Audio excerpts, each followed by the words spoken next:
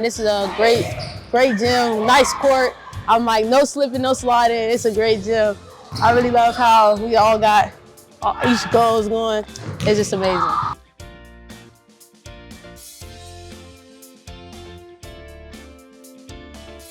So our activity of indoor percussion, to put it in simple terms, is drums in the gym.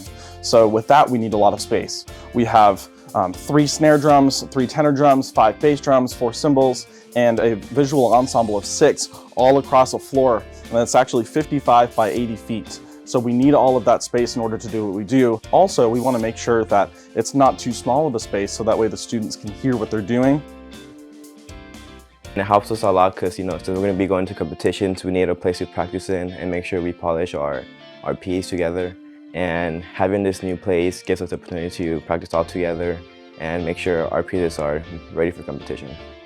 And the students have been loving it. The students are really thankful to have a space to go. Having this extra space allows us to, both athletics and fine arts, to be successful.